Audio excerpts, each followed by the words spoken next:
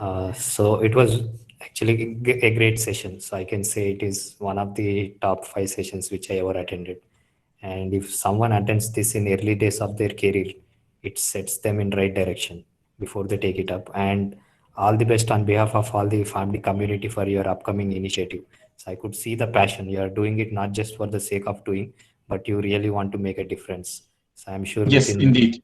couple of Indeed. years time that will definitely be successful because the foundations are really strong, and we will be glad to involve, help, assist in whatever way possible from our end, the family, students and family community. So let me introduce students here. So as I said, I am doing a module, currently 2 modules. One is in clinical pharmacy and the other one is in clinical research. So to keep, I wanted to keep this as a closed meeting for these students. So all of them are students of PharmD, which stands for Doctor of Pharmacy, which is a 6-year program. And the graduates are oriented towards clinical aspects of pharmacy. So they work with doctors and analyze their prescription, find if there are any errors and take it to their notice. And they also are involved in direct patient care. So they talk to patients about medication, educate them about the same, counsel them, all those aspects. So this is what PharmD graduates do. Mhm. And generally they make career as a clinical pharmacist in hospital, which is to certain extent limited. Not every hospital is interested in taking a clinical pharmacist because this course is started very recently in 2008 and first batch came out in 2014. So we only have say 6 or 7 batches which have come out. But most of them make career in clinical research as a CRC, CRA, and pharmacovigilance as drug safety associate, and into medical writing also. So, so we have students from third to sixth year. Most of them are in fifth and sixth year, but we have few students from third and fourth year also. Okay. Yeah, and I will ask one of my student Akila to introduce you, but I wanted to wait for 5 more minutes before everybody joins, and then Akila will introduce, and then you can take it from there. That's perfectly fine. Thank you. Yeah. Yeah. Thank you so much. So the reason is now because I just wanted to get a feel of how many students will join. So we have many slots. I will share it with few others also. Like I have Sure. students called campus ambassadors. So I took one student from each college to mentor them in different aspects of family. So I'll be sharing the link with them and ask them to join because we have more slots.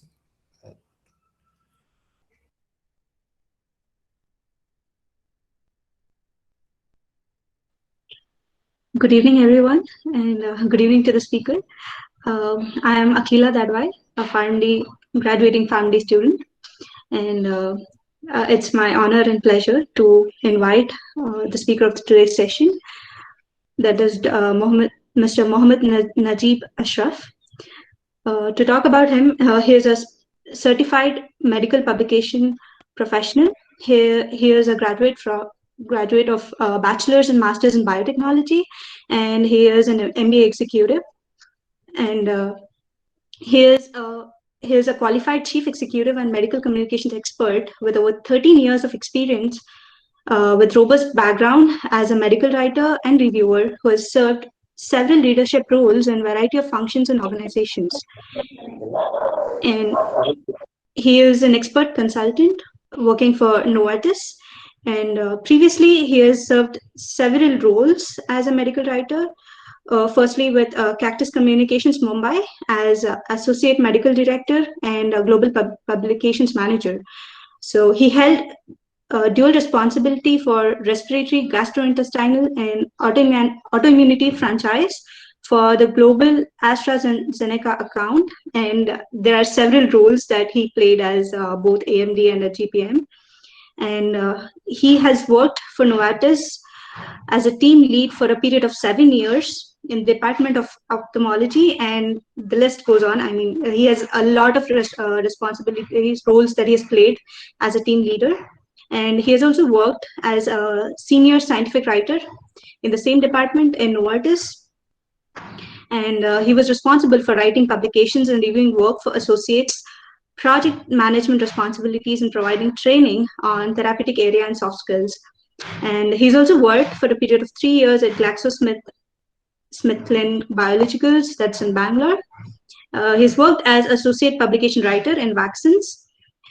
And apart from this, he has also received several awards and recognitions, especially in Novartis, for his outstanding performance, for his appreciation in development of training mutual and GMA and HEOR, and successful implementation of process map, for his key contributions in the team. And he has been a GMO champion of 2014.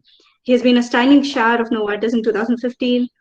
He has a Diversity and Inclusion Appreciation Award in 2015. So he has a really big list of awards that he's got from Novartis and other companies as well. And currently, he's working as an expert consultant in Novartis Healthcare as an expert writer. And he's also founder and CEO of Cywalk Healthcare Consulting Private Limited, Hyderabad. So to talk about Cywalk offers value-based, customized, end-to-end medical communication solutions by crafting comprehensive scientific strategy, medical communications, graphical and digital services to meet client-specific needs. As a CEO, Najib is responsible for company strategic growth and direction, planning and execution, operations and short-term and long-term goals, work culture, hiring, budgets, and client management. So you better be marked on this because he's involved in hiring. And yeah, this is about it.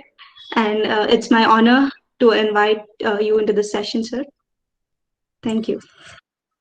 Thank you, Akila. And that was a really nice introduction. Thank you, everyone, for being here. I will take a minute to share my presentation. Please let me know once you are able to see it.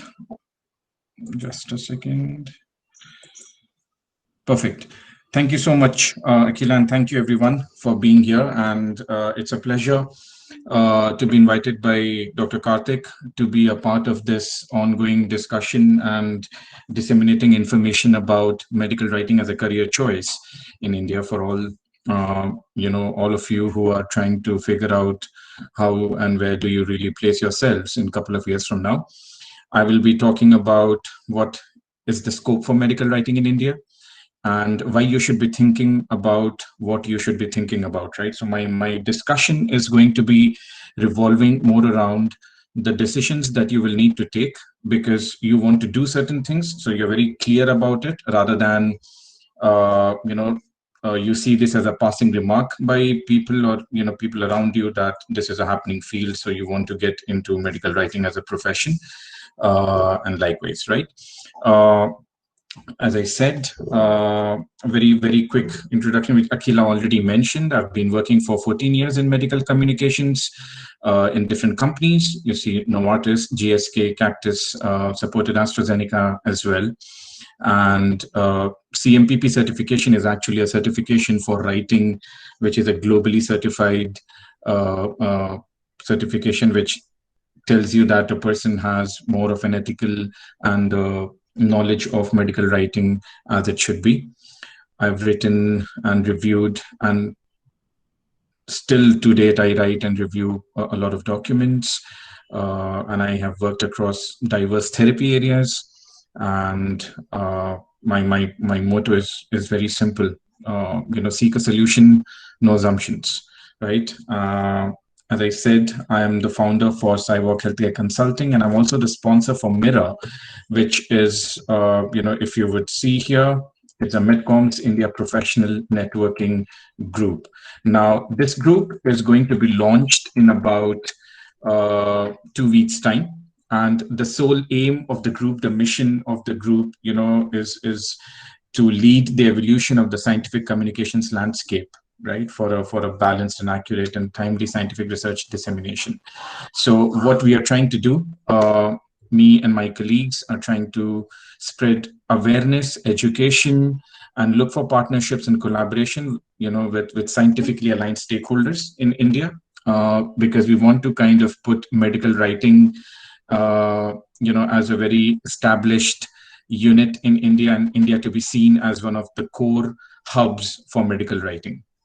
Right, and it's as I mentioned, it's a coalition of scientific communicators located across the globe. We have people from across the globe at this point in time, and they share the same motivation and mission to empower India's scientific share of voice, right, which can reach globally.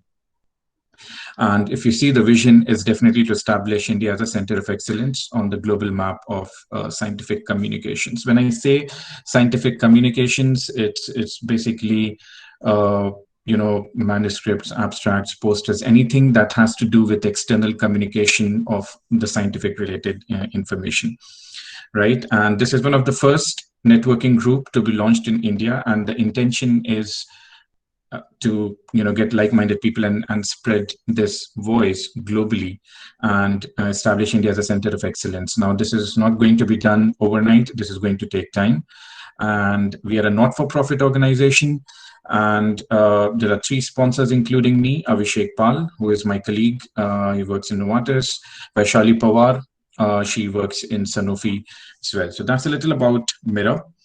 Now, what I'm going to talk today about medical writing is, why do you need medical writing? And then, is medical writing for you? Something for you to really think about. So my presentation is not going to give you answers. My presentation is going to give you directions and make you think whether this is for you and what you should be doing and what you should be exploring and why you should be exploring it, right? And what are the opportunities, and for you to take an informed decision of where you want to go and what you want to do. All right. Now, the question that I have, when we get into medical writing as a profession is, you see yourself in the middle and see, why do you want to get into medical writing? You want to get into medical writing because your parents are telling you for that. You see your family insisting. You see your friends getting into different kind of medical writing roles because it offers a work from home opportunity at this point in time, right? Or you have a peer pressure. You have colleagues who are getting into medical writing. You have dentists, you have MDs, you have PhDs. You have different kind of profiles which are getting into medical writing today, right? Or is it like, what we had for clinical research a couple of years back, that medical writing is the field right now and you should be getting into it, right? And why I say that is, I will talk about why I say that, the society piece over here, right? Or you have acquaintances which are talking about. So all of these could also be, as a result of a marketing gimmick anywhere that you see that, how do you want to get into it? Now, so that's how you are being influenced, maybe, I'm not sure. But are you also influenced by the fact that, are you really passionate about writing, medical writing, right? Have you really thought about it? Do you have a purpose that you want to really achieve and you want to really exercise it through medical writing as a profession? Do you love writing in general, right? Because what happens is, some people love writing, and, I've interviewed hundreds and hundreds of candidates to date, and everyone says that they love writing, but medical writing is a very different game altogether, right? Who is your influence source? Who is influencing you to be a part of medical writing, right? Is it the ones that I've described above? Or is it like, because you are learned enough, or you have taken mentorship, or you have taken guidance well enough to see where you want to go and what you want to do, right? Or you wish to grow faster, or there's a mass hysteria effect, right? So this is just this slide just makes you question yourself, why do you want to get into medical writing, right? So it's for you to answer. And for every individual this is different, right? So this is for you to think about. Now, what it is actually, right? Now, if you see, a lot of people talk about medical writing. Now, you see, I've divided into 3 major parts over here. One is regulatory writing, you have medical communications, and you have medical journalism and medical marketing.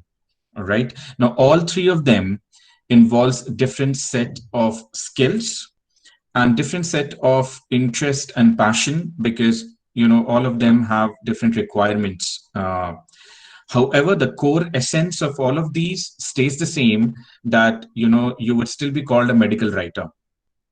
Okay, now if you see on the left hand side in regulatory, I've just mentioned you have different CTD modules and narratives and clinical study reports and protocols and investigator brochures, product labels, SMPCs. Now these are more for regulatory purposes and they stay internal to the company. They're not like produced to the public or available to the public freely. Unless and until we come to medical communication space, where the communication is to the external audience via abstract, posters, presentations, manuscripts, you have reviews, white papers, position papers, the list goes on. It can cover a multitude of things right now, and I've not put everything over here, but just the main part which you can understand and see what it really covers, encompass essentially. I come to the right hand side, you see medical journalism and medical marketing. And these are the kind of stuff which you write, say, journal, you write articles for websites, you like book chapters, newsletters, educational materials, promotional materials, leave behind leaflets, and anything to do with marketing. Okay, and understand that all three of them require different kind of skills and different type of interest for you to get into. And right now, it does not mean that a person doing medical communications cannot do medical journalism or regulatory writing. However, a regulatory writer generally does not wear the hat of medical communications as well. There are very few people, there are very rare people who do that, but these are very distinct streams and requires different skills and effort in order to establish yourself in these positions. Okay, now a lot of work that you have in India at this point in time is related to the one on medical journalism and medical marketing, as well as regulatory. Medical communications is more of a globally done work. It's not much recognized in India, though it's a very important piece that needs to be done for a publication. Now, when I said over here, if you look at this slide, you see that there is a scientific writing and there is also something related to medical marketing.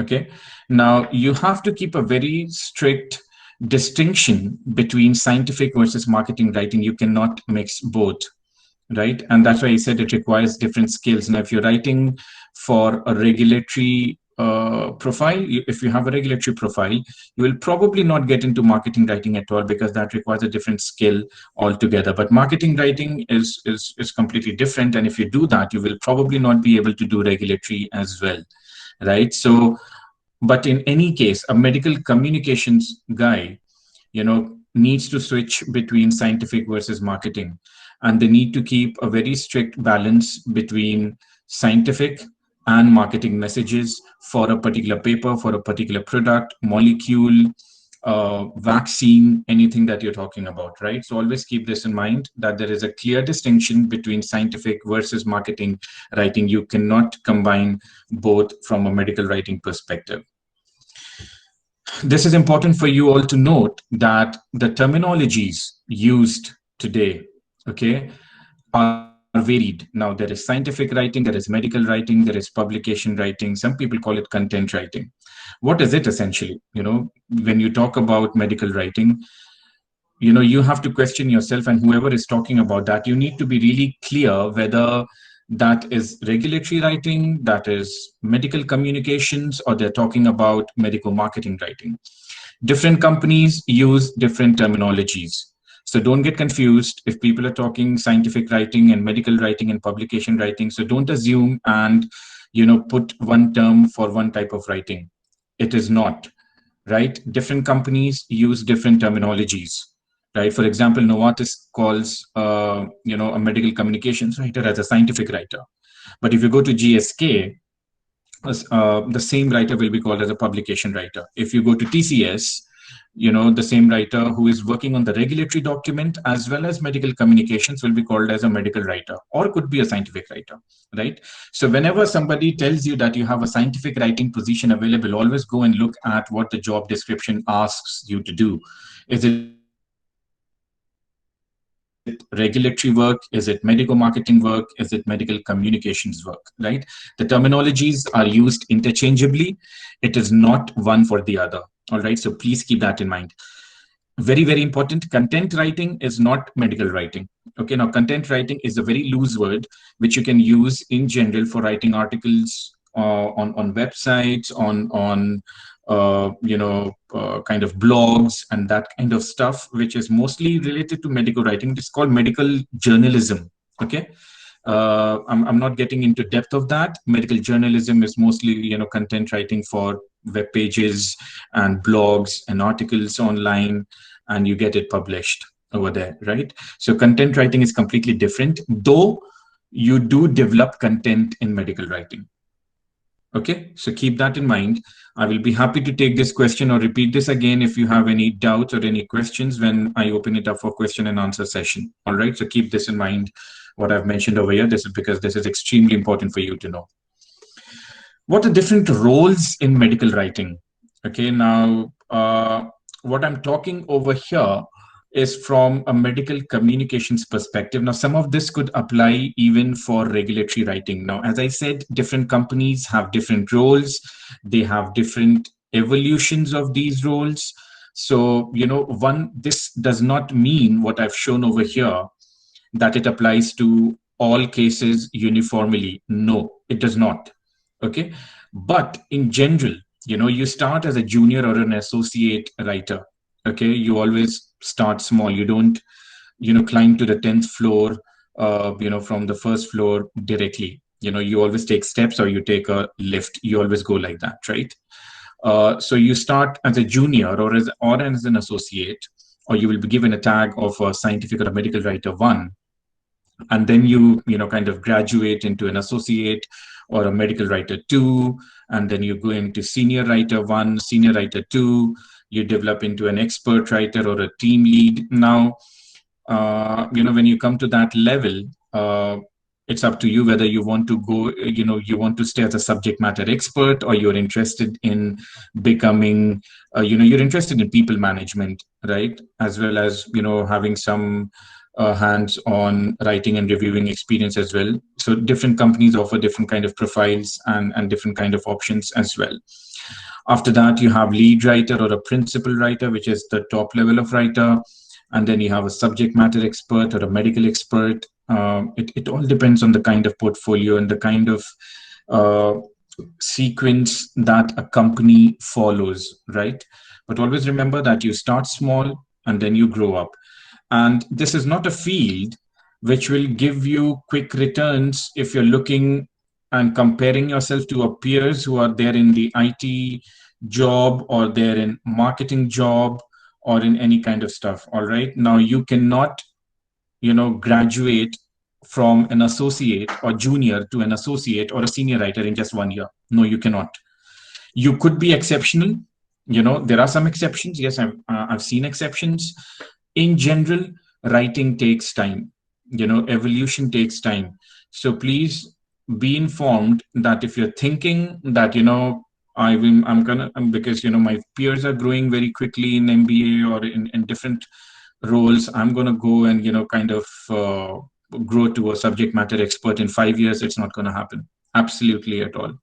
This field, scientific field, this field, writing field, is a very, very professional field. It requires patience. It requires one to develop skill. The more you write, the better you become. It's just about that. To date, I'm learning a lot. I still have so many things to learn even to date. There's so many therapy areas. There's so many different type of documents. There's so many different procedures that, most of them, some of them I have not done.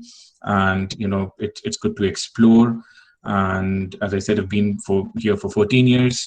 So you can imagine that, that much time it takes to, kind of evolve yourself into a position where you want to be. Okay. Why am I stressing on medical writing or medical communications group in India? Okay. Now, at this point in time, there is a lack of trained and experienced medical writing specialists, and that's a fact. Okay. And this is a big gap in the market at this point in time, and I cannot stress much on that. I'm not going to go deep into it. I'm just going to be over there that there's a lack of trained and experienced specialists. The medical communication services are underserved in India. Now, India, there's a lot of research that happens in India. I think it's ranked as second most researched country amongst the world, but it's the least, it's amongst the publications that are developed from India, the least cited amongst the top 10 countries, right? Why is that? Because we often want to publish papers for the sake of publishing it, not because the quality of evidence or the science is high enough. And there are various unethical ways of doing these in the market at this point in time. Okay. So, this service remains underserved in India. And that's the reason why the market needs more experts who can educate, spread more awareness to people, and also make them aware as to what this field is about so that they can take an informed decision and do what is correct. Okay. There is a high attrition rate. There are quality issues, perceptions, lack of stability. And now these points are extremely, extremely important when you're thinking about which stream do you really want to get in, okay, at this juncture of your career. As I said, that you cannot become an expert in 5 years' time. It is not possible. So if you're thinking that you're going to get into medical writing and be an expert in 5 years, no. Now, there could be exceptions, but exceptions are always exceptions. Okay. There's always a perception about medical writing in India, that exists in the global firms. And we as a company, we as individuals in Mirror, are trying to fight that perception by building a very robust and strong space which can offer medical communications as a service and educate people and make them aware as to what it is, so that India becomes a medical writing hub sooner or later. All right. And we have already initiated that step. And as I said, that there is lack of stability. If you see some writers in say Europe or in the US, they are in one particular franchise or a different franchise for almost 10 years, 15 years, 20 years, and they are like experts. Okay. But here, every 1 year, everyone wants promotion. Everyone thinks that they have evolved to a better role and they want promotion. They want a big title. Let me tell you that medical writing, if you want to involve yourself in medical writing, you're really passionate about it. It's not about titles. It's about how good you are and you think how good you are. Right. So, and hence we see a lack of stability because people think that they have evolved, but it's not actually the case. And when you look at the writing, it really needs a lot of improvement in most cases, if not all. And lastly, there's lack of training, education, and awareness platforms for skill enhancements. I cannot stress on this much because everyone wants to make a lot of money through this, but nobody is ready to share information. Nobody is ready to mentor, guide, help people who need that information for them to take decisions correctly, for them to steer their way clear and find a way, educate themselves, and be more informed about this all. It currently lacks in India, and this is what we are trying to do through the Mirror Group, is where we will open up spaces for free education and awareness sessions for people to be aware, so that tomorrow you are not taken for granted in the market and you know what these things are, and you can guide others as well as you move along. Now, medical writing has a globally high demand.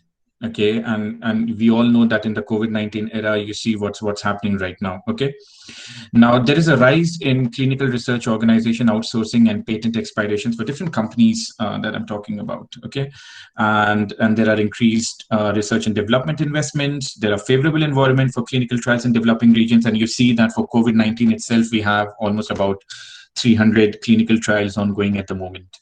Okay, and I can imagine 300 clinical trials. How many papers will be published? You have abstracts, you have posters, you have presentations, you have manuscripts, you have infographics, you have digital avenues to kind of present information. Huge opportunity, huge opportunity. Okay. And also there are new medical device regulations and cost pressures within the companies, which is, making this demand very high. Now, with all these increasing demands in one way or the other, the number of expert medical writers are not increasing at the same time. As I said, being an expert, being good in medical writing takes time. Okay. That's why there is a shortage of skilled medical writers. And I can, go on and on about that. But I'm not going to do that, right? But just for you to understand that there is a shortage of skilled medical writers. Okay, I'm stressing on the word skilled. Now, there's an increase in scope for new medical writers and demand for medical writing. So this brings to the fact that if there is a lack of skilled medical writers, can we generate a pool of good medical writers, give them good training, educate them, make them more aware, so that they grow up in a couple of years from now and, kind of take forward, the quality piece with medical writing in India. Because always remember, what you're doing scientifically for the company or stuff is impacting, the economy, is it impacting the name of how your company or India in general is seen in the field of medical communications, right? So always keep that big picture in mind whenever you're doing that. Globally, if you see, I'm not going to go in depth, this is self-explanatory, but you see that the global market writing share is 70% for clinical research organization and others. When I say others, these are medical writing agencies and freelancers sort. Right? So 70% of the medical writers are occupied here, and 30% are occupied, involved in, medical devices, pharma and biotechnology companies, right? And the global market writing size for 2019 was about $3.4 billion and at a growth rate of about 10.9%. And this is going to increase. There is a global increase rate of approximately 11%. And that's a very, very good growing rate at this point in time. You see the US market, you see clinical writing, regulatory, scientific, others. Now you see the terminologies, they're all different, all right? So don't get confused because, all of them have their descriptions and, what really encompasses within each of them, is actually shown in this research that we have. Now in the US, the market is about $761.4 million. That was in 2019. And US occupies about 22.4% of the global market. Okay. You see North America, you have different, clients, primary clients, which, take all these writers in. You have healthcare organizations, medical devices, medical marketing, biotechnology, medical communications, pharma, others. So, this is how the spread is in general. I'm showing the 2019 data. And if you look on the right side, you see the employer types as to how these are. And 20% are occupied by the pharmaceutical companies, 14% by CROs, 14% by medical communication companies. Okay, so if you see what all options do you have in the market, these are the options that you have in the market. Pharmaceutical companies, CROs, medical communication companies, biotechnology companies, medical devices, healthcare organization or provider. There's medical school or university. There could also be hospitals which provide that service and you can be a part of it, right? And likewise, okay? How is it in India? Now, in 2019, it was about $181 million, okay, which is about 5.3% of the global market. Not huge, but this chunk is mainly a regulatory chunk that I'm talking about. Now, the cost of medical writing in India is approximately 40 to 60% of the cost in US and Europe. That's why most of the people prefer coming here. And that's why a lot of outsourcing happens to the Indian market, right? What's very important for us to keep in mind is that this outsourcing is happening. And, there are a lot of people looking out at this point in time for freelance writers and see how they occupy them. it's very essential that, you know, we take an informed decision of who approaches you and how you do certain things in an ethical manner. Okay, and I will talk about this at the end of this presentation, what needs to be done. And the cost is approximately 10% to 20% lower than emerging economies. If you see on the right side, the split by medical writing employees, there are IT and Medcom companies which occupy about 65% of the writers, and CROs 25%, and there are pharmaceutical companies which occupy 10% of them. Because of the business opportunity, a lot of IT companies are getting into medical writing, you know, and that's spoiling the entire thing, because they see this as an opportunity to, you know, kind of diversify and grow business and make money. But this is actually backfiring in most cases, because the quality support that they provide is extremely bad in most cases, not all. You know, there are some very good companies and some very good people working in across organizations. So what are the opportunities that you have? You know, if you saw what I showed you right now in terms of how the market size is, and, you know, what are the companies that are employing different kind of medical writers. You have pharma companies, medical writing agencies, you have clinical research organizations, IT companies broadly. Okay, now there are devices companies and all of those, which I've showed you in the previous slides. So you have plenty of opportunities in this medical writing market at this point in time. Now, what actually medical writing, what do you need to do in medical writing, right? Now, medical writing is not a cut and paste job. You know, it's not like a simple job wherein you just pick up something from somebody else's work and you cut and paste, and, you know, you don't really acknowledge somebody, and it's very easy. Those are very unethical ways of doing things, very unethical ways of writing. You know, cutting and pasting somebody else's work and calling it your own, it's plagiarism. Okay, without acknowledging somebody else's work, it's highly unethical to do that. I see so many of these things happening in the market at this point in time that you know, it really concerns me where we are going. But if we stop this right now, you know, if we are educated about this and don't be a part of it in the future, this will eventually stop. Okay. What is it then? What is medical writing? It's a highly skilled job. Okay. Now, if somebody says that you're a medical writer in a company, no. Now, understand, a medical writer has a very, very important position in a company which is doing work. You know, now maybe in India, you may not hear that more. You go globally, when you say you're a medical writer, you're an expert writer, or you are a principal writer, they see you with respect, because they know that you know how to write. They know that you're an expert and you know what to do, how to do. And, you know, you're actually playing a very critical role in disseminating information, scientific information, you know, in an ethical manner, in line with all the regulations and SOPs and guidelines to the wider audience. Okay, that's why you are an expert.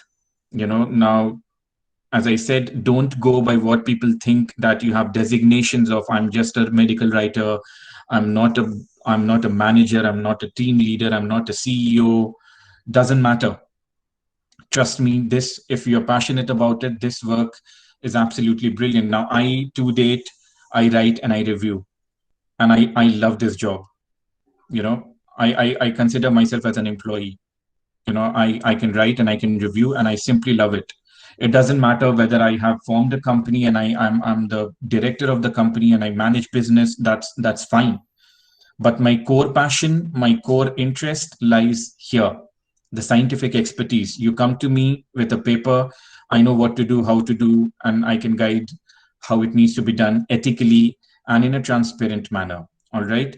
So if you think that medical writing is a cut and paste job, it is not very cool, it doesn't look good, you know, so that's fine. That's individual thinking. But it's a very it's a high level expert job. It's a, you know, it requires high level of scientific expertise and passion for you to get in and be in this field. Okay. So if I say that it requires a blend of capabilities, medical understanding, writing skills, awareness, you know, application understanding and knowledge of regulatory and scientific guidelines.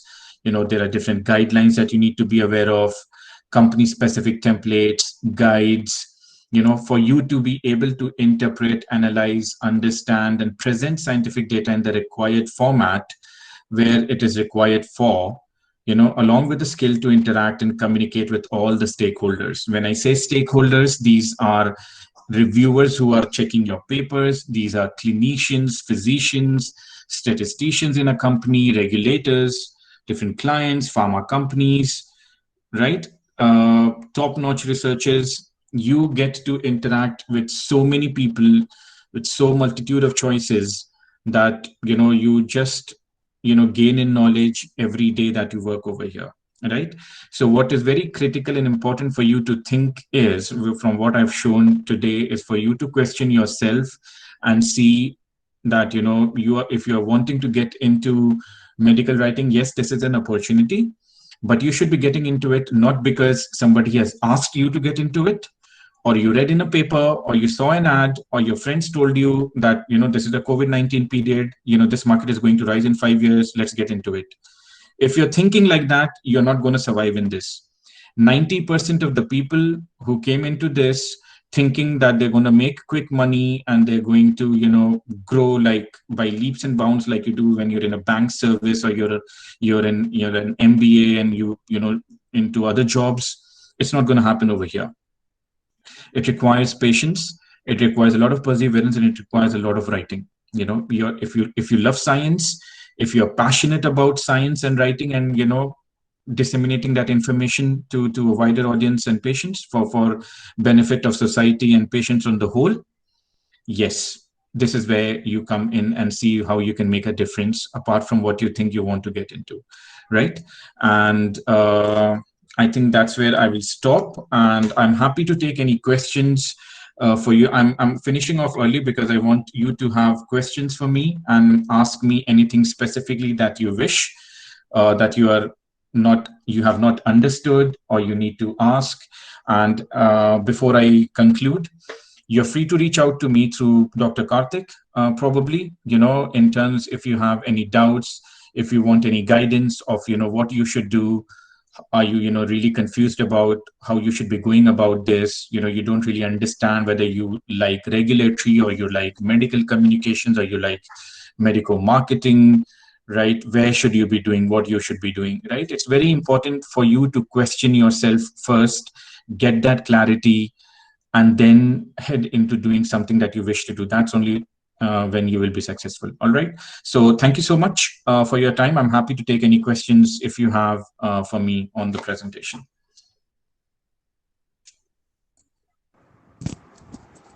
Hi, Mr. Najib. Hello. Am I audible? Yes. Yes. Hi, a very nice presentation. Thank you for having me here today. Yes, Dr. Ashish. I just wanted you to, if you could just go back to the slide where you have told the difference between the regulatory, medical journalism and medical writing. That slide, please. If you could tell that again once more. So what's your confusion, Dr. Ashish, here? Which one is a more suitable junction for any individual when they're deciding to step into this particular field? I would say, Dr. Ashish, the onus lies on you. Each individual over here who is listening to this, they need to figure out. See, regulatory is a very template-driven work. Okay, so if you like, or you like discipline, you like more being an order sticking kind of person, your personality is more like, okay, what, give me a template and I will do it. Just tell me what needs to be done and I'll do it, and that's about it. Okay, I don't want to go further right, I don't want to go further left. I just want to stick to a template, and I'm happy filling that information in a template, and I'm happy being a part of something which is, if you look at the drug development process on the whole, the regulatory writing comes in the initial stages of the drug development process, wherein you are actually writing a part of, say, study report or a protocol, a basis which you get approval for different drugs and different vaccines. So you talk about COVID-19 vaccine right now. There are a lot of protocols that are being written, CSRs. We are supporting COVID-19 project right now. We are supporting launch of various vaccines in India at this point in time as well. Right. So regulatory writing is mostly a template driven, very strict guideline adherence writing. Okay. So if your personality, if your liking, if your adherence is to that side of writing, that may probably suit you. So, my suggestion to anybody over here is go and read about these. What kind of documents are these? What happens in these? What do you do in these? Is it for you or not, right? And how do you think you want to really go about it? I'm happy to take any questions later if you have to, connect with me later to understand. But what I want is for people to do their homework before they come to me to tell me what do they think about it. All right. So that's regulatory. Medical communications offers a little more creativity, right? It offers a little more storytelling. Okay, now if you say somebody, a lot of people tell me during interviews that they love writing. Fine. I used to love writing too, right? But what I realized when I got into medical writing is that, my love for writing is completely different versus what writing for a corporate is. And also understand that if you're from academics, right, jumping into medical writing from a corporate perspective is completely different.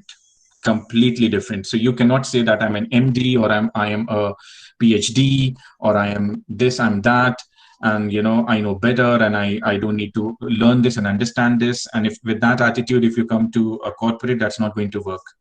It's a completely different way of writing.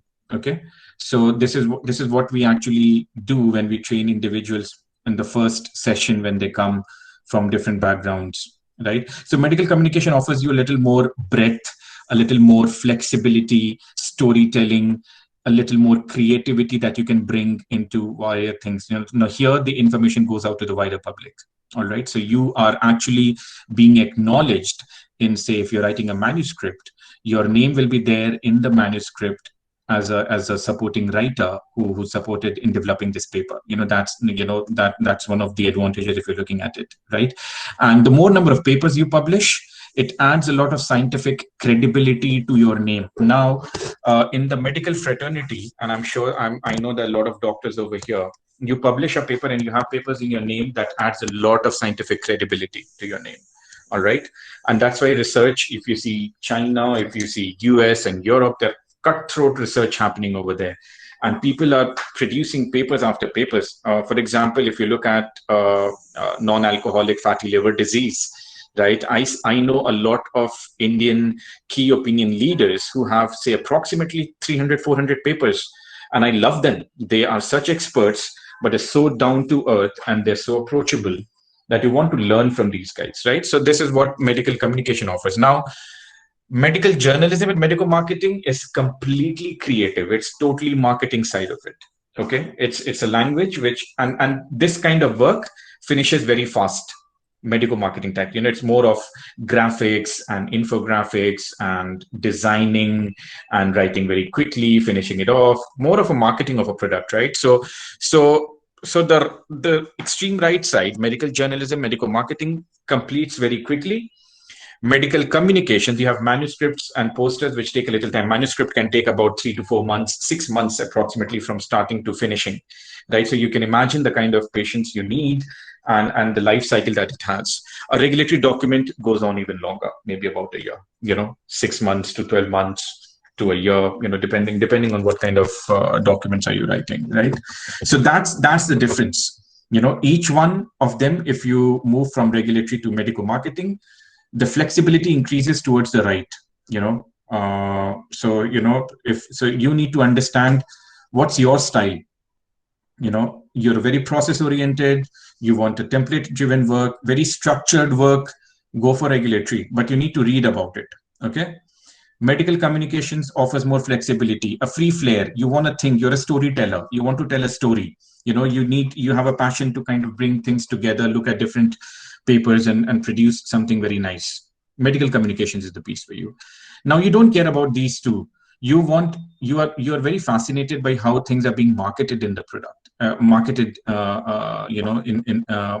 in general, and these are quick things. You like designing, you like more creativity, you want to show how things could be more creatively represented, quickly done, quickly getting over. You don't want to hang on for a long time with a document because that's not your forte, right?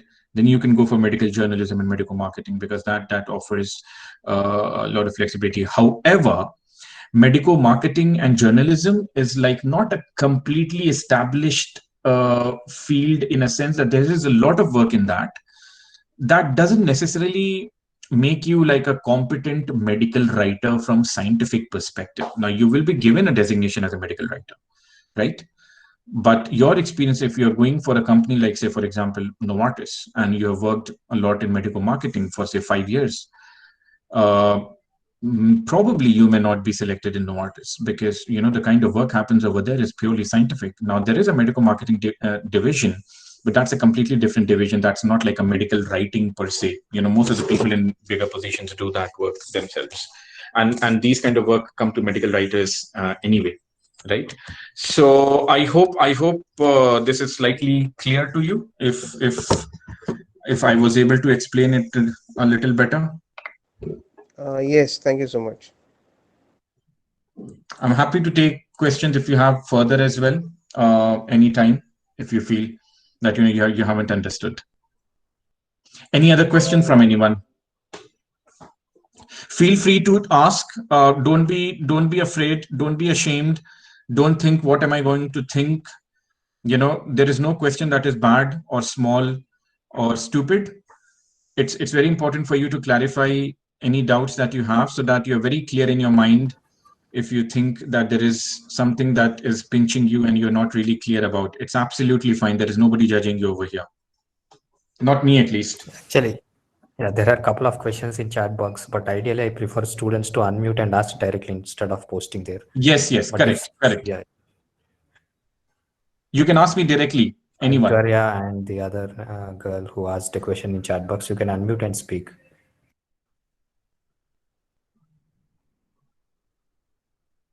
Good evening, sir.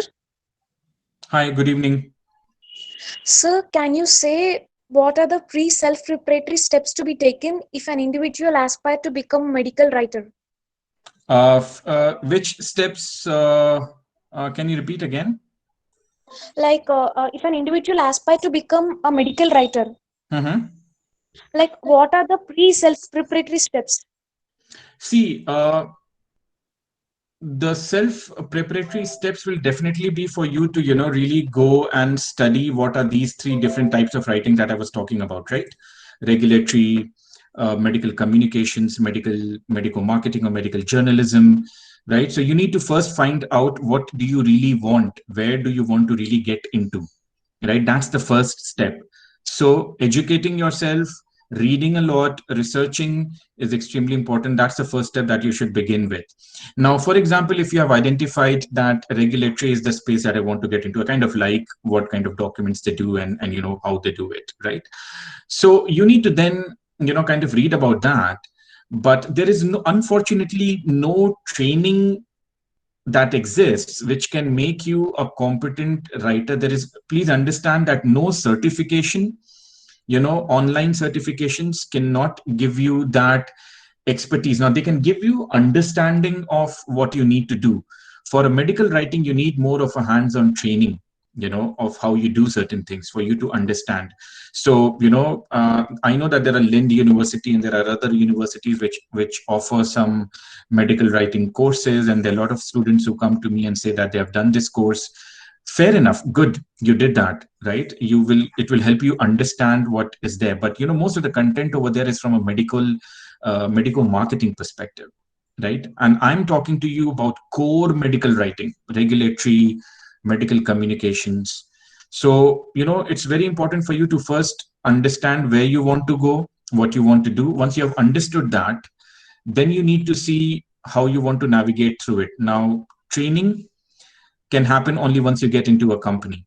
All right, there is no such training institute. Now, through Mirror, we will be establishing that training unit. It will take a little while, but it will happen, wherein students can be a part of it. They know what needs to be done so that you are ready and you are prepared once you hit the market and you know what medical writing is about, where you want to go, how do you want to do, right? You're very clear about that.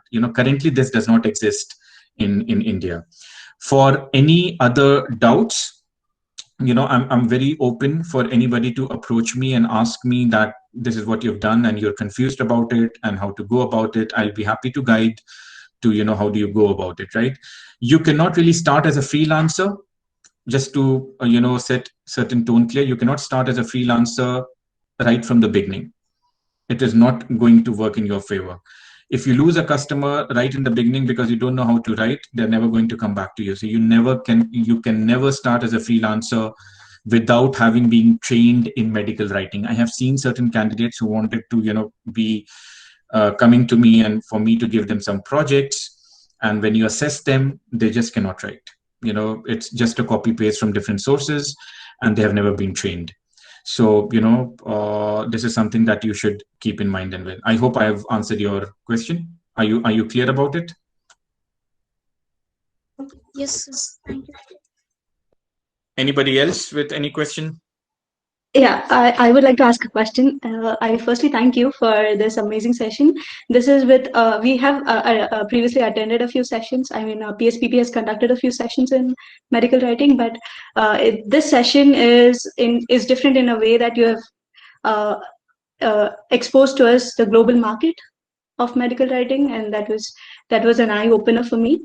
I thank you for that. And my question is, so if we enter into in the field of medical writing with different types of graduations, like for example, someone enters with a bachelor's, and we as PharmDs, we could be considered as a master's, right? So we already have a thesis in hand. We could have like a couple of publications in our hand, and we enter. And there's also another category where people enter with their PhDs.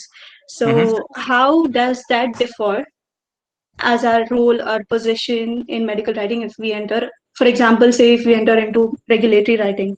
So as freshers, we three categories are going to be the same, right? If you enter into regulatory writing. Absolutely. So I think your name how is, would that be? I think your name is Akila. Yeah. Yeah, Akila, that's absolutely fine. See, I have interviewed certain candidates right now, one of them being PharmD, and she has done very well in a written test that I gave to her compared to a PhD in molecular chemistry, right? Now, both of them are freshers. Now, it does not mean that, I'm kind of saying that one is better over the other. It's just the writing style, though I, need to train both of them if I'm taking anybody of them, if I'm hiring any one of them, right? But at an entry level, there are certain basics that you should definitely be aware of, right? And this is very easily seen when somebody interviews you, okay? Because see, people who are interviewing you, they know that there are certain small traits that they need to look into you, right? So you could be a PharmD, which is absolutely fine, as long as you tick those certain small boxes which an employer needs in order for you to be fitting into an entry-level position. Right? Are you really passionate about it? Have you read something about it? What have you done to educate yourself about medical writing before you came into, this kind of interview session with the company, right? So there are a lot of things people see, how are you interested, whether you're really passionate, do you want to grow into it? What kind of personality do you have, right? So at an entry level, there is no demarcation as such. So degrees don't demarcate. Now, I have had MDs working under me, okay? I have had people with 25, 30 years of experience reporting to me in Novartis, okay? It does not really, so as I said, your titles does not define who you are. What defines you is how educated you are about what you do, right? And what kind of value do you bring on the table? Okay, now you could be a double PhD, but if you don't know how to communicate, if you don't know how to write a single paragraph about yourself or introduce yourself, That's the first put off for me, in an interview, right? Just as an example, I'm hypothetically giving an example. But I have seen people with, say, MSCs and maybe yes, MSCs and maybe even BSCs, being very, very passionate, and they are like, they have done so good today, because I hired most of them in Novartis, and they still exist over there, and they have grown up very nicely, right? So I think there's no demarcation. It all depends on what you're looking for. And what I would always encourage is, whenever you're going for any kind of job interview, prepare yourself. Look at what the role is, look at what it is, look at why. Your why should always be very strong. Okay. You should know, if your why is strong, you will never, kind of go from one direction to the other. You will always be where you want to be, right? Irrespective of whoever tells what. So there's no demarcation. We don't really look for any demarcation, and there could be companies which could be looking at it. At least I don't do that. Yeah, that makes sense. Thank you so much. Welcome. Guys, ask question, please, if you have doubts. As small as you think it is.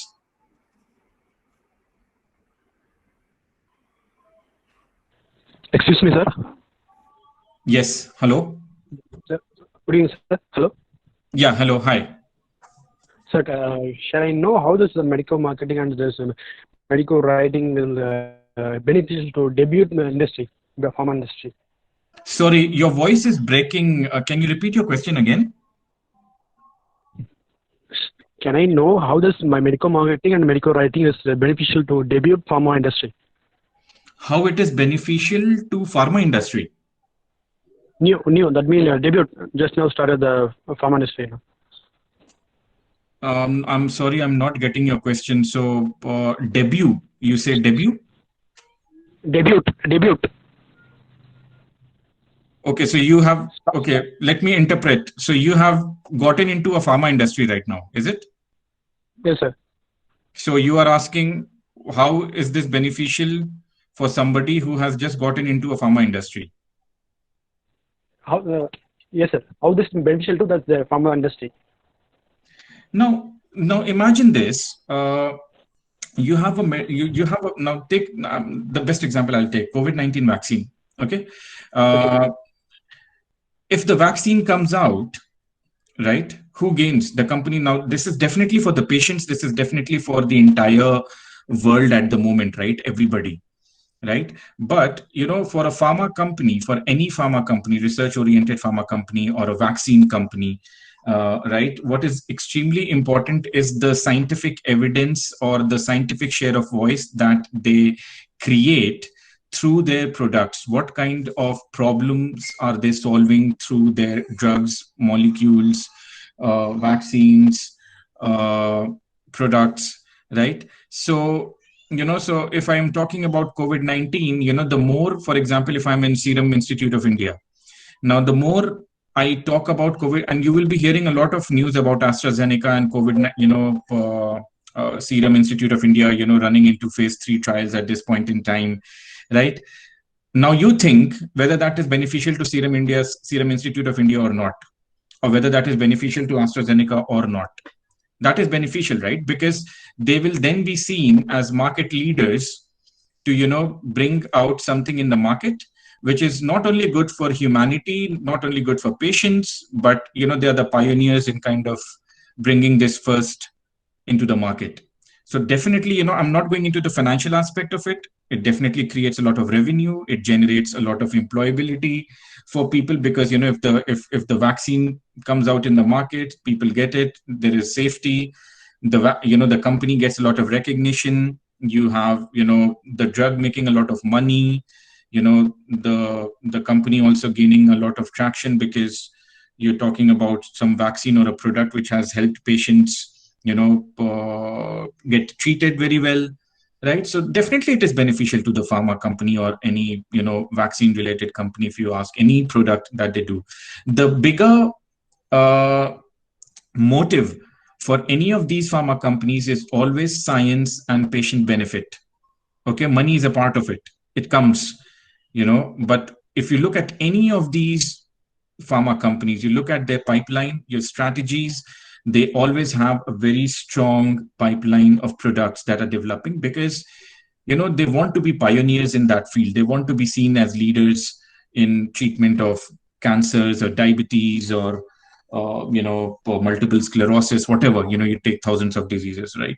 So, that's how it goes. It's just a part of business, I would say, from a pharma perspective or any company perspective.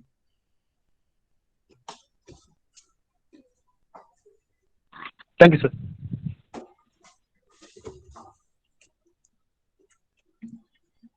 Good. So any other question from anyone? Hello, sir. Good evening. Good evening. Sir, you have categorized the medical writing roles, different roles. So all these roles will have a similar work or a different work? Can I know your name, please? Who is it? Sir, Bushra. Bushra. So Bushra, I'll give an example to you. Now, as a child, when we grow, right, we are kids, and then we grow, we go from KG, standard 1, 2, 3, 4, 5, 6, 7, 8, 9, 10, graduation, post-graduation, right? And then we get a job. It's the same thing, right? So you start as a junior, your skill level will be different. You come to a bigger position, you will be handling bigger opportunity, bigger kind of documents. You come further up, you will be taking more responsibilities, more pressure. The work could probably remain the same. What do you say? The intensity, or maybe the expert level that is required for some kind of work may increase. For example, if you reach an expert level of writing, okay, you will probably not be doing certain small work which any writer can take care at a lower level. Now that does not mean that you will never look at it. I still look at very small work, even if I have to do, like, for example, looking at Excel sheets and preparing project management plans and updating and all of those things. So in writing, there is no such thing as a small work. All right. But as your level increases, your responsibilities increase. And then people look at you in that way that you will be able to take up more complex projects. Okay. Perhaps at an entry level, you could possibly be looking at Excel sheet and arranging rows and columns and, preparing project plans and status updates and stuff. But as you move to a higher level, you could probably be working on manuscripts which are related to pharmacokinetics or pharmacodynamics and, non-clinical papers, which will not be given to you when you are a junior writer. A simple work will be given to you so that you get accustomed to a certain way of working. Okay, because these come with a deadline.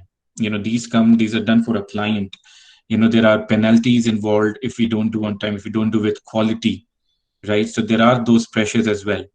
But the evolution happens, as you move along. And the evolution is for you to feel that, oh, I think I can handle more complex work now. I think I can do PK work or a pharmacodynamic work easily, right? You need to feel it. I don't need my manager to come and tell me, oh, you are doing good or you're not doing good, right? I can assess it myself. But always remember that, just because, the promotion cycles happen in companies every 1 year, everyone is promoted, or 6 months or 2 years. Everyone is individual. Everyone is different. Everyone's growing pattern and learning pattern is completely different. So one does not equate the other. So just because somebody is promoted in 6 months or became a senior writer in 6 months does not mean that you will also become a senior writer in 6 months. Your learning trajectory, your growth trajectory will be completely different from somebody else's, right? And likewise for all others, right? So always keep that in mind. Okay, sir. Thank you. Hi, sir. Good evening. Good evening. I'm Shruti, sir, and Yeah, I hi, have Shruti. a question. Yeah, Shruti, tell me. Sir, supposing a graduate starts in clinical data management and after two or 3 years of experience switches into regulatory writing. So will the experience gained in the clinical data management be helpful, or in respect to medical writing, will the graduate be still considered as a fresher, sir? And what is the scenario vice versa also? So, Shruti, good question. Now, as a CDM, you have, say, an experience of, say, 3 years, right? So that's fine. But when you come to a medical writing role, okay, now, for example, I'll take my example just so that you understand the analogy. Now, if I'm looking at Shruti and I say, okay, Shruti, you worked for 3 years in CDM, good. So you have a working experience in a company where you're aware about those things. So I'm not worried about that. Now, if I'm looking for a writer profile, I know that Shruti does not have a writer profile. She's basically a person who manages data and she's good with numbers.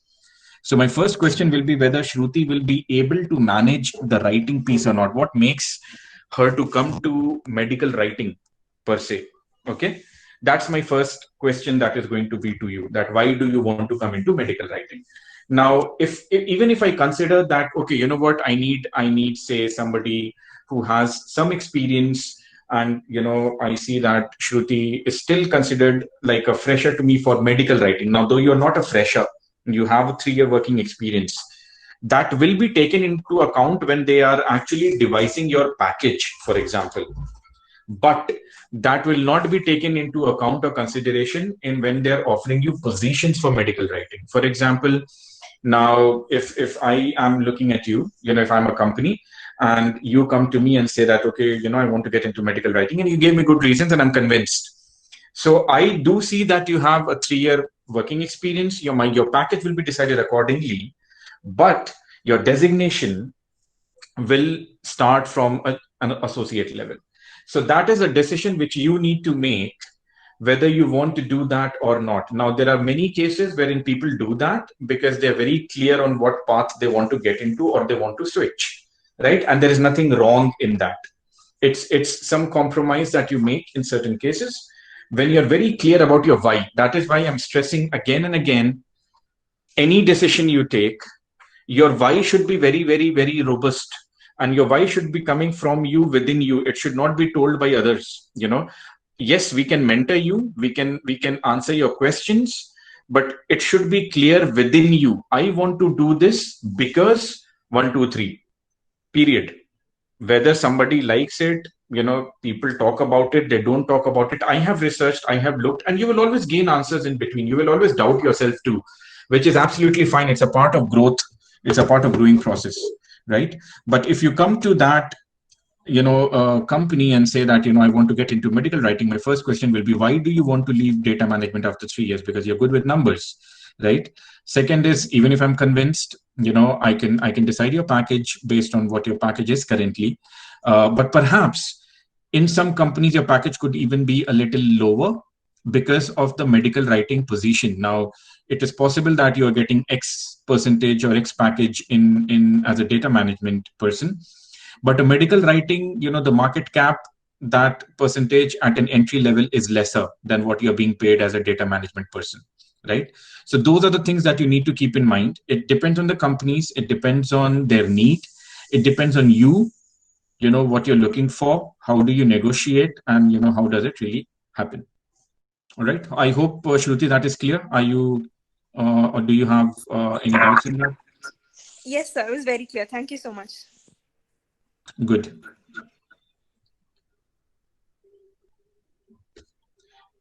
Any other question from anyone?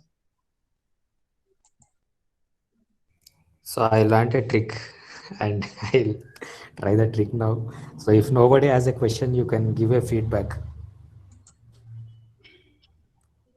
So last session, what I learned was when I started asking for feedback, students started asking questions. Otherwise, they were silent.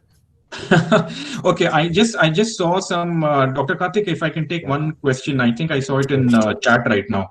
Neha Naz, I have been freelancing in medical writing. It gets mentally exhausting at times, but I really like it. Motivated, I didn't have anything challenging coming my way. Is Neha there in the call? So can I read it out? Yeah, it says, I have been freelancing in medico writing. It gets mentally exhausting at times, but I really like it. Hearing your session has motivated me because lately I didn't have anything challenging coming my way. Okay. So that is more of a feedback than. Yeah, that's more of a feedback. Okay. Yeah. So if anybody has a feedback, you should give now. You can speak. Feel free to speak. So the way you answered all the question should not even ask them to be open and free. They should have made it out. So. Sometimes you need to keep repeating it, Dr. Karthik. I understand. So any feedback, what did you feel? It did not be related to medical writing as a session, but in general. So I learned a lot of things. So if any student can share feedback on what they learned by listening to. Yes, please let me know if you want me to cover something additional in the future that I should be including in the presentation. My way of giving presentation is completely different.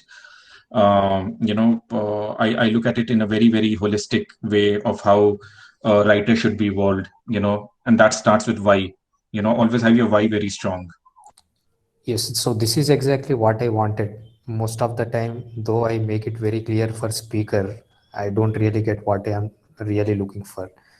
So instead of telling them what medical writing is and what all skills they should gain, so what I like today was you were questioning them. Is it really what I want to do? Okay. And the module right now I'm doing is just to give students that idea. So generally what I tell my students is maybe in first 4 years of family, you don't have to really think in what area you should make your career. But once you come to 5th, 6th year, you should start exploring. Yes. Maybe have 10 different options in mind and narrow it down by the time you come to end of 6th year. Yes. Question yourself. Yeah. So now they understood what medical writing is. So then they should take some time off and decide what they really want to do and focus in that particular aspect. Yes, so correct. That clarity, what I was expecting from this session, and I really got it. So any students who wants to share their feedback on what you felt. So actually I can give a feedback for 15-20 minutes. So I have learned so many things, but I want to hear from students. What difference did this session make? Yes, yes.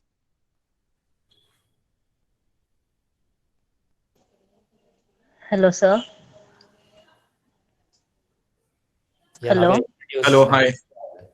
Hi, Kavya. And then talk. Yeah. Hello, sir. Sir, actually one question. Yes. Sir, usually we prefer research articles. I mean, like published articles and all for whatever the material we need, no? So in medical writing, you were just saying like it should not be copy paste from all the articles and all. Mm-hmm. So beyond these research articles, what are the other sources of information? Like we should have a knowledge from by ourselves from books and all, or I didn't understand. Like what would be the source of getting information, sir? So you want to ask Navya source of information to educate yourself? Yes, sir. Maybe. Educate yourself about medical writing, is it? Yes, sir. So as I said, Navya, that online there are some courses, but I really, it's totally up to you. I'm not discouraging anybody because, I love learning. I keep doing a lot of things, but I think you need to really take a very informed decision whether something is really offering you a value for what you go in for, right? So I think if you go for these medical writing courses right now, which are available online, they don't really cover much except the basic things which you can get to know even when you read. You Google and you check, you go to any database, you Google what is medical writing, you will get thousands of links which will tell you what medical writing is and what regulatory writing is, right? So as I mentioned to somebody earlier as well, there is no established training platform at the moment currently which offers a robust medical writing curriculum for people to be educated about, or for people to be like trained and get market ready. Okay, the least that you can do to educate yourself is just go online, read about it. You will get different links. There are different companies which prepare blogs. You can go and check their blogs. As I said that you saw our group Mirror, we will be posting a lot of blogs very soon. We'll be launching in the first week of October. And then, our purpose is to educate, students like you, and many others who want to be educated into what medical writing is, how they should be doing it, what they should be doing it. And you can, you can approach there, you can look at certain things you want. but you can just Google online and read, about it. You want to do some courses, you can do the courses if you wish, right? But remember that gives you a basic understanding. That doesn't make you an expert. That will never dive into, that will just tell you what regulatory writing is or what medical communications is, which you can Google and get. You don't need to pay 30,000 rupees to, know what that is, right? So take an informed decision and read as much as you possibly can to educate you, and maybe talk to somebody whom you know. What do you do in this? I read about this. I have a question. I didn't understand what you do in this type of writing. What am I supposed to do? What is the role of a medical writer? Type anyone who is here and who is interested in medical writing, go and type the role of a medical writer. You will get a paper from ISMPP, from where I'm certified. Okay. And you will see what the role of a medical writer is. Please read that paper today. The role of a medical writer, ISMPP. It will be by ISMPP. It will be a published paper. Download that, read it. It's a very small paper, 2-page article, and you will love reading it. And if you have any questions after that, Dr. Karthik is there. You can reach out via him to me if you have any questions. Okay, sir. So, like, once getting into medical writing profession, then what will be the source of information, sir? Like while after starting writing. Then it's the company which is going to train you, Navya. Okay. So if you are getting into a company for medical writing, they will train you, and you will come to everything over there. Okay, sir. Thank you, sir. Right, because you cannot start working in a company without being trained, right? Yes, sir. So you will be trained completely over there. Okay. Yes, sir. Yeah. So Sunita, actually, if you are in a position to unmute and speak, I just wanted to hear your thoughts on what you felt. Hello, sir. Good evening. Am I audible? You are, but yes, a little louder, maybe you can speak. Okay. So my feedback, sir, your presentation was really good, and like it helped me clearly demarcate between the 3 different types: regulatory, and when it comes to marketing and medical communication writing. Actually, I had a doubt to ask, but so it was.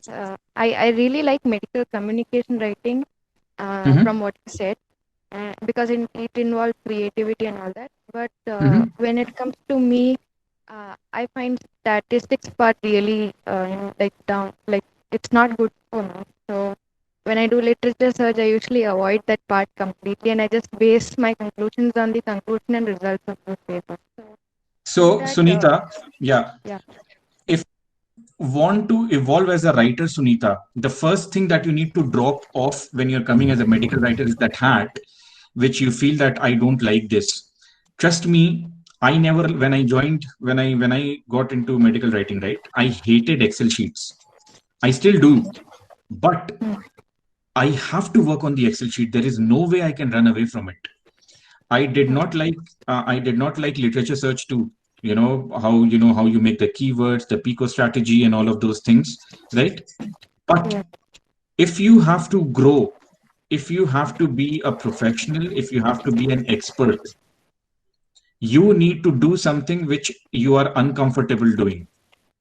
That's when learning happens. That's when growth happens. If you skip those, you will never be like a complete writer, because it will not help you understand the basic facts which you should be knowing. Tomorrow, if somebody comes and questions you and you say that you are an expert writer and you don't know how to do a literature search, I will start doubting on whether you are able to write or not as well. Right? So even if you dislike something, trust me, everybody, all of us don't like a lot of things that we generally do, right? But as part of the job, you need to train yourself to believe that this is a part of the job which I'm supposed to do and I'm supposed to learn. And if you set your mind to it, you look at it as a learning opportunity, you will enjoy it.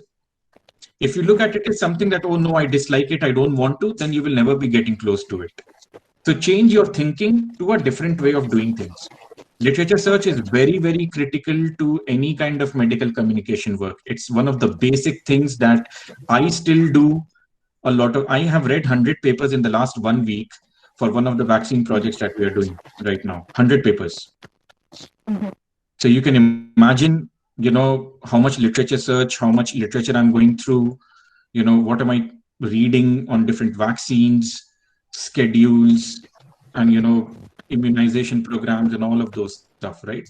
We have to do it. It's a part of the job, right? If you want to evolve, if you're passionate about it, give yourself a chance to learn something new. This could be something that new you wish to learn. Thank you. Your presentation was really good, and thank you for answering our questions. Thank you. Pleasure. Hello, sir. This is Shruti again. I have one more question, which is... Yes, Shruti, tell me. Sir, apart from soft skills like excellent writing and communication skills, could you tell us about some hard skills that would help us get into medical writing as a fresh graduate and grow in medical writing thereafter, after getting inside? So, Shruti, if I understood your question correctly, you're talking about technical expertise or soft skill expertise? Technical, sir. See, technically, Shruti, I think you're educated enough, good enough in order to understand science. The basic thing over here is understanding science. Your ability to interpret and analyze scientific statements and analogies and messages, and terminologies should be robust. Okay. There are different therapy areas, various therapy areas, right? Now, you may have to switch from one to the other, which means your ability to read and understand and get a crux of, what the paper is talking about, what the disease therapy area is, what is the mechanism of action, what's the disease burden, what is the pharmacology behind it. You should be good with science. That's the basic thing that somebody is looking for you to do it. Then how you put that science in a simple writing or a communication style that it is understood by everyone. Okay. Now that happens via training, via a lot of work that you keep doing and doing and doing and doing. You keep making mistakes and you keep learning, you keep getting better, you keep making mistakes, you keep learning, you keep moving ahead. Remember, as I said, you are not, when I say you, anyone is not going to become an expert in 1 year's time. No. This is something which gets better. The more you write, the more you are exposed to different kind of documents and writing and styles, the better you get at it. Right? So the technical skills are basically, you anyhow you have a degree, everyone has a degree, but your ability to understand and interpret science and put it in a very easily understanding manner for a patient or for a person. If I'm asking Shruti to write a paragraph on how medical cannabis is used for treating multiple sclerosis, right, in 300 words, now Shruti should be writing in a manner which is easily understood by me, though covering the scientific aspects accurately. And that's a style, that is a skill. Okay, and it builds over time. Okay, but if your science is solid, you can actually take that and then form a story and say, okay, you know what, this is how I start. This is what my second point will be, third, fourth, fifth, over, because I have only 300 words. So it's a mixture of all, but science remains the basic thing. Your science should be strong. Ability to interpret and understand should be strong. Does that help, Shruti? Yes, sir. Yes, sir. Thank you. And so thank you so much for clearly delineating the medical writing aspects, those three categories, the regulatory writing and the medical marketing. Thank you so much, sir. No problem. Welcome, thank Shruti. You for stressing to focus on our why first before we get into anything. Thank you so much for that. Yes. Again, I know you may not like me for saying that. Keep your why very strong. Yes, sir. Yes, sir. Thank you so much for that. Welcome, Shruti. So generally, when I talk to students, I ask them, why did you join PharmD? in a hope of hearing some very good answer, and 90% of the times I get the answer. I joined it because I'll get prefix doctor. I joined it because my my friend or my family member in US asked me to join FAMD. Okay. So if everybody thinks, ask this question before they take up anything, not just in career, but in every aspect of life. Yes. They will As grow. I said, that Dr. Karthik, I am the founder of a company. My title does not matter. If you come and see me, I still write, I still review, and I still work like as if I'm a writer and I'm doing it. And I love being called a writer. Yeah. That's who I am. That's my personality. Right? So I have evolved over the years, and that's different. So this answers a lot of things which are going through my students' mind. Yes. So generally, sometimes what happens is because this course is a doctorate course or it is equal to PG. So students think doing something else is not really their role. Okay. They think it is meant for someone else to do. But that is not how things work in industry. You should be putting aside your egos aside, your degree and qualification aside, maybe even your experience aside, and do what is really required for the company. So, So you answered actually many things. There are a lot of things behind the lines. I hope students have. Yes, there is one more, Dr. Karthik, if you allow me 1 more minute, I will want to tell the students one more thing. Always remember, unlearn. If you want to evolve and if you want to grow, unlearn certain things. I will give you an example. When I went to Novartis from GSK, okay, I had 10 publications with me on vaccines. Now, vaccines, I was working on different kind of disease areas, and I was very good at it. Okay. Now, when I went to Novartis, Novartis had a very different way of working. Now, there, people who were reviewing my manuscript were the people who were freshers who just passed out of, say, college, and they were like, reviewing my work, and they were new to, and since I was new to Novartis and they were older, maybe a year older, they were reviewing my work. And my impression was like, you guys have not written a single paper and you're going to review my paper. Okay. What happened later is, now that mindset, resulted in a problem in which I had a tiff with the reviewers when I did not agree to their comments. And, my boss and me and all of them needed to sit together and say that, hey, this is how it needs to be done, right? I learned one thing that day. If you want to really grow, each company has a different style. That's one. Second is, always put your ego and always put your cap outside the organization where you get in. It's their style. It's their way to do things. Unlearn. If you want to grow in any organization and you want to grow in any role, unlearn. I unlearned what I learned in GSK, and I learned things newly in Novartis as how to do it. Okay.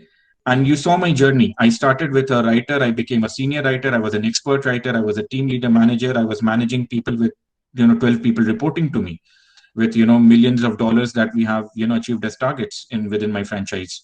I worked on almost 20, 25 documents at a time at one point in time, simultaneously, right? Because to date, the organization knows me and they depend on me to do certain things. I'm working on 8 manuscripts at this point in time, working just 2.5 days for Novartis.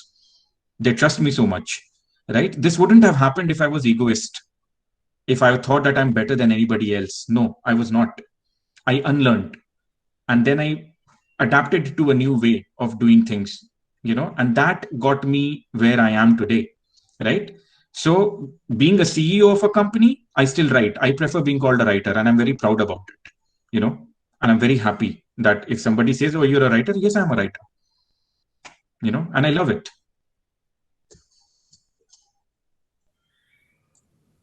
So Bharat, I want you to speak, just give a feedback on what you felt listening to him for last 1.5 hours or so. Bharat Tyagi. Bharat is not there? He might not be there. So anyone else wants to give a feedback? So I really want to know what difference this made to you.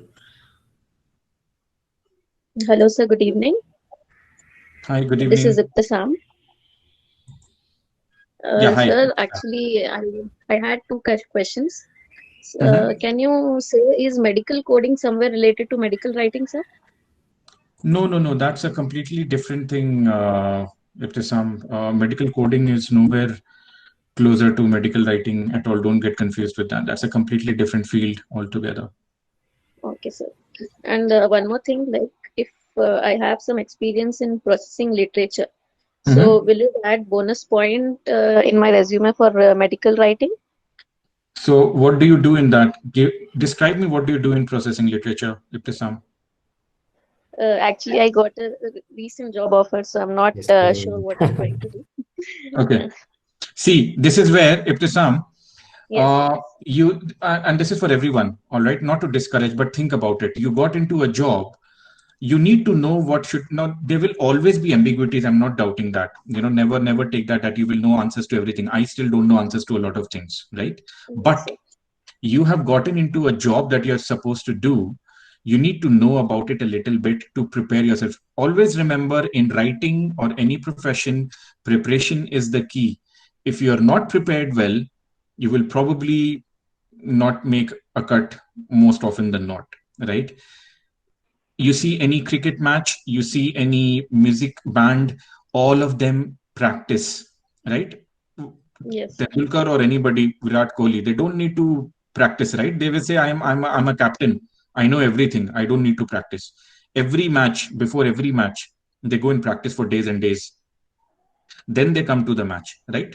They can say, I'm an expert. I don't want to go and practice. What does it tell you? It tells that practice is important. Preparation is important before you go for anything. So if you've got into a job, congratulations. But I want you to see what you are doing. What are you going to do in processing literature? You should be reading about it. Be curious. Be inquisitive.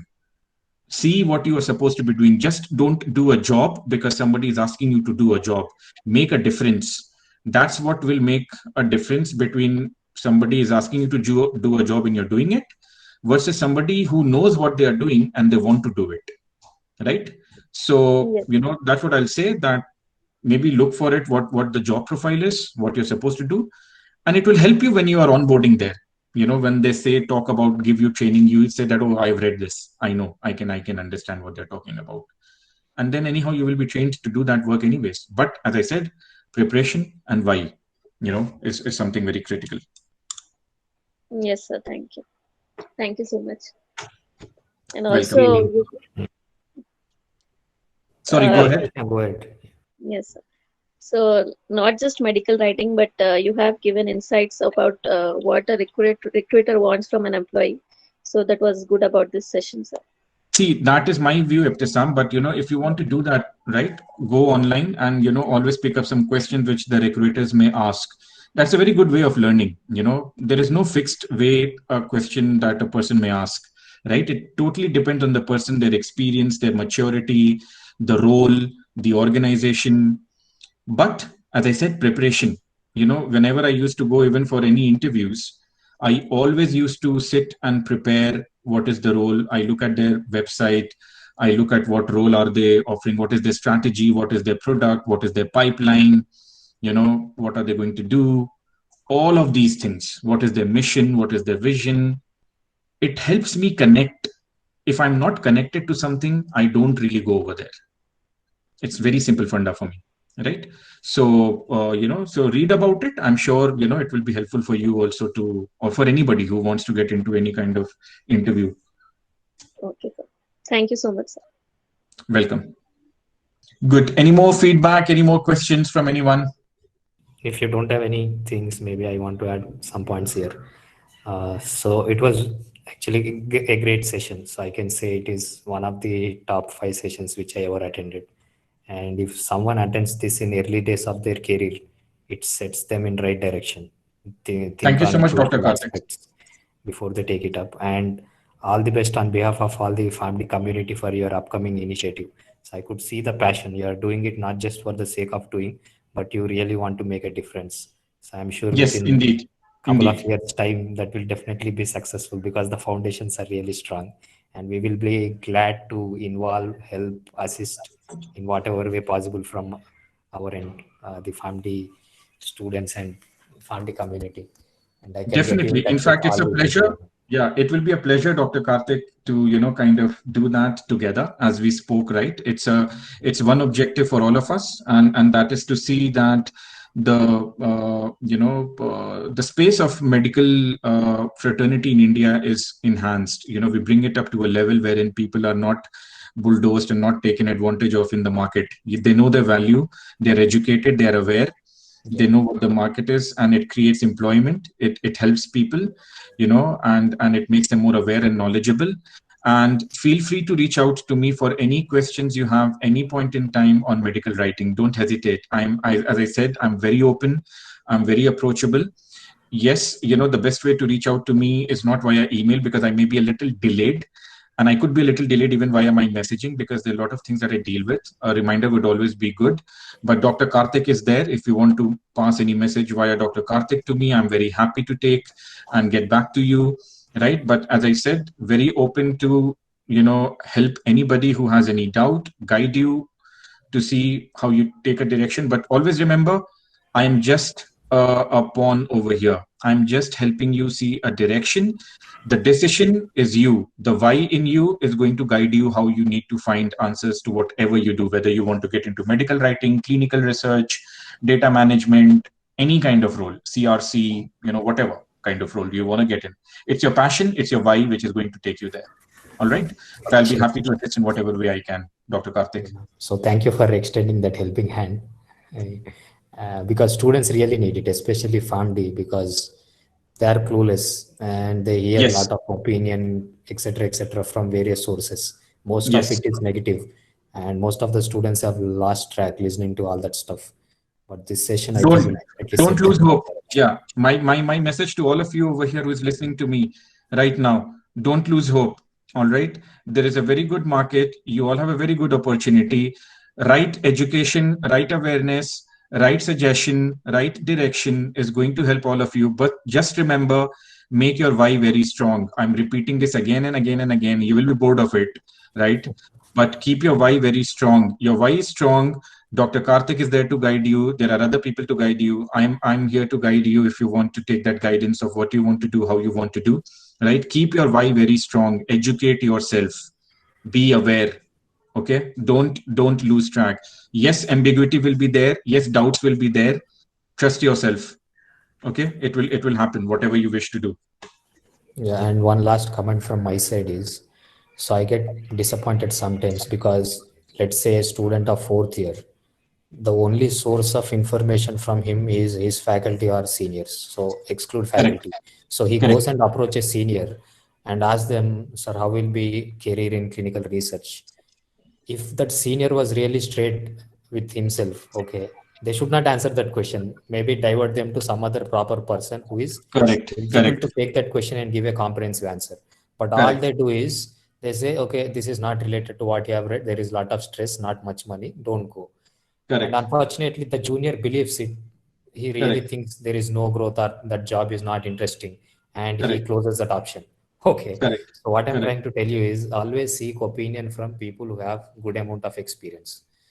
And that is exactly why you gave a great presentation. You have 14 years of experience in medical writing, and you will be the right person to seek opinion or seek guidance. But if they ask me, maybe I will tell something which comes to my mind, which might be very far from reality. Yes, and very, very fair point, Dr. Karthik, because I respond to each and every person who has messaged me to date on LinkedIn. I have never said, never not responded to anyone. You know why? Because when I was in job and I was seeking help, from somebody, there was nobody to guide me. And what we realize is that we are very insecure in order to spread education and awareness because we don't want others to grow beyond us, right? That is first. Second is maybe we don't have time and we don't care, right? This is where we are. Right? Maybe Dr. Karthik is there, I'm there. I told you about my colleagues, Abhishek and Vaishali. We all are, really interested in seeing to guide people so that it becomes a very strong unit. All right. And it is very important to seek correct guidance, for you to really see whether this is correct or not, whether this person has guided me correctly or not. Don't look at seniority of a person. Look at the quality of guidance that is given to you or the information that is provided to you. You are educated. Look at it yourself on the internet. See whether something makes sense or not. Question it. Go deep. Ask. Check Dr. Karthik. Ask somebody else whom you trust will give me a good opinion. Don't go to people whom you don't respect will give you good opinions. Okay, it is very, very important. Just because somebody is senior in a company does not mean that they will know everything. I can tell you that right now. Okay, so guidance is important. Seek out to right people. And as I said, I told Dr. Karthik also, I'm very open. If you want to seek any guidance on medical writing, you need any clarity, you have any doubts, reach out to me. I will be very happy to give you a time and talk to you, or maybe let you know as to what the doubt is. I can clear it off. I'll be very happy to do that, because this is what my intention is. This is why I left a very high profile job. I left 3 more job options, just because I wanted to do this, right? I could be in a very, very high profile job at this point in time. I wouldn't care less. You'll make good money and you just enjoy life, right? No, I'm not doing that. I'm struggling. Yeah, I can just tell you maybe to my students. So he got an opportunity to work in UK, London to be specific, but his passion is to change the scenario of the medical writing in India. So he decided to stay back, left a rosy job, maybe some huge amount of money with the kind of experience he has. 90,000 pounds a year. Okay. I'll tell you that. Yeah. So it takes a lot of courage, and more than courage, it takes a lot of passion to take this kind of decision. So thank you so much. You already gave us close to 2 hours of time. Okay. No, thank you so much, Dr. Karthik. I feel some student is really interested, and please do. I can connect you to them. Please do. Please do connect. Happy to be part of your upcoming initiative and contribute in whatever way I can. Definitely. And Dr. Karthik, it will be nice for you to, maybe drop a line to, me, Abhishek and Vaishali, if you think it made sense. And, I think we can continue this thing as well, because we are also planning for a webinar on this. And I will reach out to you, very soon about that, wherein we want you to kind of come and speak. Once I trust anybody, all my contacts are there. So I already shared your profile with a lot of people. Sure. I can connect them because I see the vision and clarity. So I'll be really happy to help. Great. Awesome. Thank you, everyone. I responded to your mail. So this dropping a line regarding what means? No, so Dr. Karthik, maybe, so for us as a unit, Abhishek and Vaishali were very keen as to how the session went, so that they also see, they were asking me, they just messaged me right now, that is the session. I will do that. Maybe you can just share their email IDs or on WhatsApp, wherever you want me to do. I will do that. I have mailed you. I copied them in the email when I sent the charter to you. Okay, so maybe Abhishek and Vaishali forget to reply. I will do that. I will forward it to you again. I will forward it. I have seen that and responded, maybe, but I might have responded only to you. You responded only to me. Yeah, you responded only to me. Yeah. So now I will add all of them and do. Yes. And I will even collect the feedbacks from student and share on your. Please do. If you think I should be covering something else, I'm very happy to take the feedback. And please remember, even at this stage, at this position in my life, I'm very open for any one of you to give me feedback and tell me that, sir, agar aap ye karte, if you would have done this would have been good, right? So, and I'm very happy to take that feedback. Actually, my understanding of feedback was what they felt listening to this, not giving a suggestion. But anyways, I will take that also if somebody. Matlab, theek hai, that is definitely there. But if you always think, as a part of the medical community in India, guys, always remember, we have a voice. You are all experts and you're going to be experts in the future, right? Always, suggest, have something in your mind to, say what could be improved, what could not be improved, whether you liked it or you don't like it. This is what differentiates a writer or a person professional in the US or the UK versus India. They always tell that UK, Indian people, they agree to everything or they say yes to everything, right? And I say, no, we question. And they said, no, when we come into calls, nobody questions. We need to change it, and we will change it slowly and steadily, right? Nothing happens overnight. But what I'm saying is, don't be afraid. Ask question. If you think not now, give it to Dr. Karthik. He will give it to me. You want to talk to me, ask Dr. Karthik. He will give you my contact. You can connect with me. Absolutely fine. But don't keep any confusion in your head about anything. Right? Seek direction, seek clarity. Yeah. Okay. So thank you so much for your time. I'll respond to that mail now. Sure. Thank you, Dr. Karthik. And with your permission, if you are okay, I can share this recording on my YouTube channel. Yes, please do that. Please do that. If you can share the link with us also, Dr. Karthik, that will be great. I will share on your email ID, and yes. on my channel I will do, because we will get at least say 2,000 to 3,000 views in 2 weeks. Definitely. Thank you so much. I'll appreciate that. Sure. Okay. So thank you so much. Alvin, you can end the session. All right. Okay. All right. Thank you so much. Thank you so much, everyone. Bye. Take care.